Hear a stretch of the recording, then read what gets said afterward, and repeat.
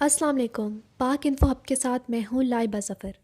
مجاہدین اور سلاطین کی اہمیت اپنی جگہ، مگر عالم اسلام میں کچھ ہستیاں ایسی بھی گزری ہیں جو تلوار بازی اور جنگوں کے ہنر سے واقف تو نہ تھیں، لیکن ان لوگوں نے وہ کارنامے انجام دیے جن سے لاکھوں افراد دین اسلام میں داخل ہوئے۔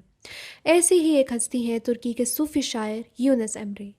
یہ میڈیا کی زینت اس وقت بنے جب پاکستان کے وزیر اعظم عمران خان نے ارطغرل غازی کے بعد ایک اور ڈرامہ دکھانے کے لیے کہا، اور یہ ڈرامہ تھا یونس ایمرے۔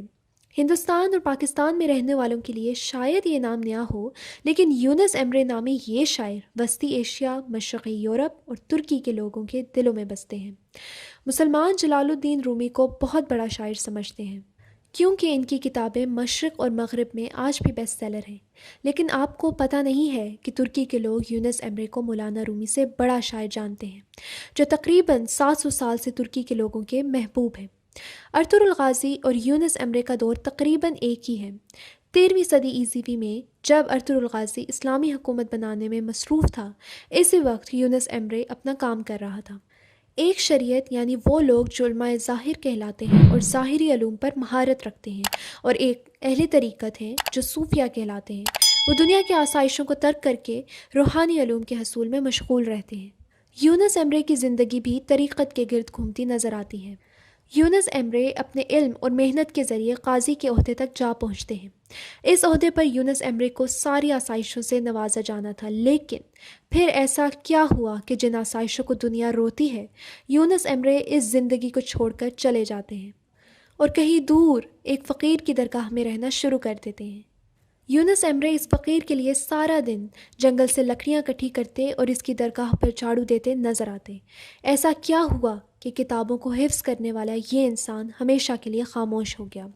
اگر آپ میرے چینل پر نئے ہیں تو میرے چینل کو سبسکرائب کریں اور بیل آئیکن بھی دبا دیں تاکہ میری ہر نئی آنے والی ویڈیو آپ کو مل سکے۔ تو آئیے چلتے ہیں اور یونس ایمرے کی زندگی پر روشنی ڈالتے ہیں۔ 1238 عیسوی میں یونس ایمرے ترکی کے ایک گاؤں سارے میں پیدا ہوئے۔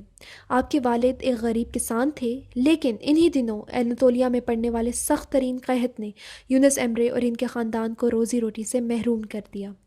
یونس ایمرے کا بچپن بڑی تنگ دستی میں گزرا، اور یہ وہ دور تھا جب مولانا رومی اپنے عروج پر تھے اور ترکی میں ہر روز معرفت کی محفلیں ہوتی تھیں۔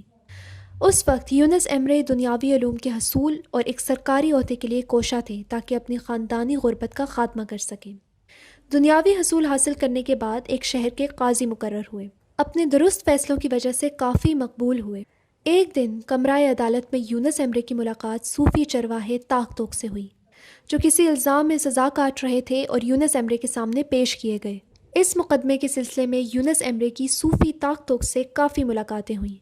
ان ملاقاتوں کا یونس ایمرے کی زندگی پر کافی گہرا اثر ہوا، اور انہی ملاقاتوں کی وجہ سے وہ سب کچھ چھوڑ چھاڑ کر انہی کے ساتھ چلے گئے اور ان کے لیے جنگل سے لکڑیاں اکٹھی کرتے اور سارا دن کام کرتے۔ صوفی شاعر نے یونس ایمرے سے گلی گلی صدائیں بھی لگوائیں۔ صوفی طاق طوق کی رہنمائی نے یونس ایمرے کو ایسا خوش اخلاق اور میٹھا بنا دیا کہ جو بھی آپ کی باتیں سنتا آپ کا ہو جاتا۔ مولانا رومی کا حلقہ شہر میں تھا، وہاں یونس ایمرے گاؤں میں لوگوں کو دین کی باتیں بتاتے اور لوگ آپ کے گرویدہ ہو جاتے۔ کچھ ہی عرصے میں یونس ایمرے کا پوری ترکی میں چرچا ہونے لگا اور لوگ آپ کو مولانا رومی سے بھی بڑا شاعر ماننے لگے۔ یونس ایمرے نے 1320 میں وفات پائی۔ یونس ایمرے نے تحریری طور پر کوئی اثاثہ نہیں چھوڑا۔ یونس ایمرے کی شہرت کا اندازہ ڈاک ٹکٹ اور نوٹوں پر تصاویر سے لگایا جا سکتا ہے۔ اسلامی تصوف میں اس سے پہلے ایسا کوئی ڈرامہ نہیں بنایا جو ترکی کی حکومت نے یونس ایمرے پر بنایا ہو۔ یہ ڈرامہ اردو ڈبنگ میں PTV میں نشر کیا جا رہا ہے۔ ہماری آپ سے گزارش ہے کہ یہ ڈرامہ دیکھا جائے اور صحیح معنوں میں اسلام سے واقفیت حاصل کی جائے۔ اسی کے ساتھ اب مجھے دیجیے اجازت۔ اللہ نگہبان۔